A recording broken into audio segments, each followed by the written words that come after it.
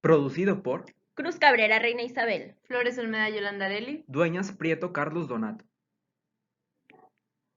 Este video es realizado por alumnos de la carrera de Medicina para la materia de Inmunología Básica impartida por el Dr. José de Jesús Manríquez. Bienvenidos a un nuevo video. El tema de hoy, deficiencia de properdina. Los conceptos que abarcaremos a continuación serán: ¿qué es la properdina? ¿Dónde se sintetiza? ¿Cómo funciona?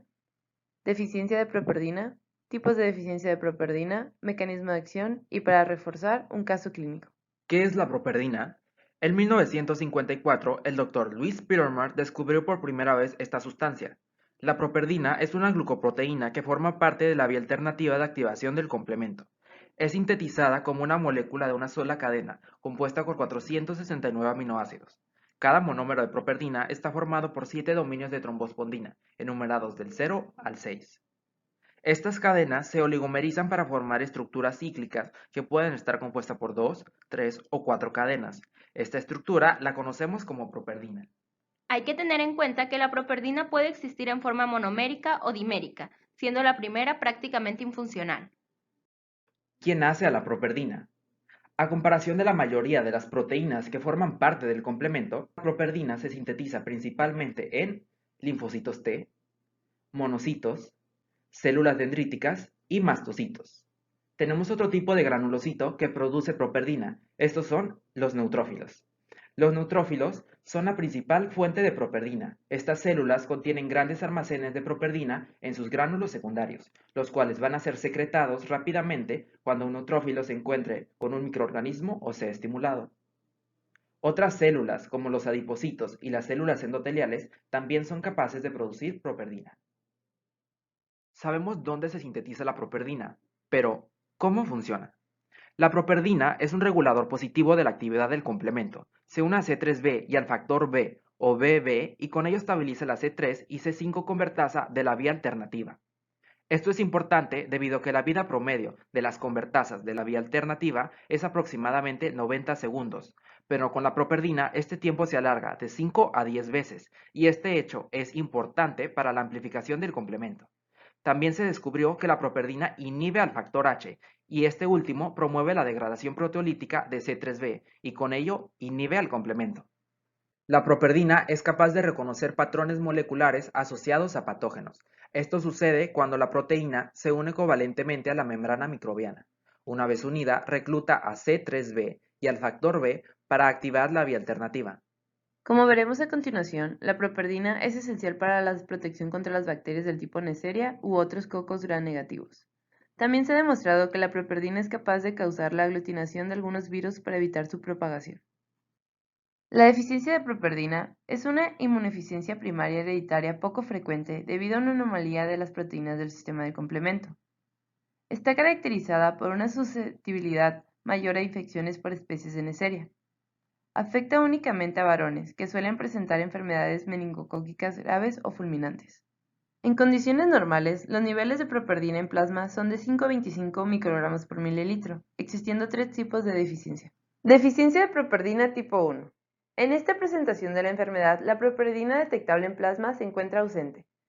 Esto es causado por una mutación en los exones 4 y 6. Deficiencia de properdina tipo 2. En comparación con la anterior, la concentración de properdina en el plasma se encontrará a niveles infuncionalmente bajos. Esto será causado por una mutación en los exones 4 y 8. Deficiencia de properdina tipo 3. En este caso, los niveles de properdina estarán normales, pero esta será deficiente para el organismo. Esto será causado gracias a una sustitución de una base en el exón número 9. Como se mencionó anteriormente, una de las principales manifestaciones de la deficiencia de properdina es una susceptibilidad elevada a las infecciones por microorganismos del tipo Neisseria. Estas bacterias son diplococos gram negativos caracterizados por poseer una pared celular delgada. Esto los vuelve vulnerables a los complejos de ataque a membrana. La Neisseria meningitis es también conocida por causar enfermedades como meningitis meningocócica, infecciones por meningococos, fiebre cerebroespinal y meningocoquisemia. La vía alternativa está constituida principalmente por factor B, properdina, factor D, factor H y C3. La activación de la vía alternativa ocurre de la siguiente forma. Hay una escisión basal de C3 para producir C3A, la cual es una anafilotoxina que contribuye a la iniciación de la respuesta inmunitaria adaptativa, y C3B, la cual se une covalentemente a la membrana. Ya unida, llega el factor B y se une a C3B. Luego el factor D, en presencia de magnesio, forma el complejo C3B-BB y libera la fracción pequeña del factor denominado BA. Ya formado el complejo C3B-BB, también conocido como C3 convertasa, llega la properdina y la estabiliza evitando su disociación. La C3 convertasa cumple la función de escindir a C3 en C3A y C3B para así amplificar la activación del complemento. Como se mencionó anteriormente, la properdina es capaz de reconocer patrones moleculares asociados a patógenos. Una vez unida a la membrana, recluta a C3b y al factor B para proseguir con la activación del complemento. En caso de no ser necesaria la activación del complemento o que C3b esté unida a una célula no patógena, se secreta el factor H, el cual se une a C3b y bloquea el sitio de unión del factor B, impidiendo así la activación del complemento.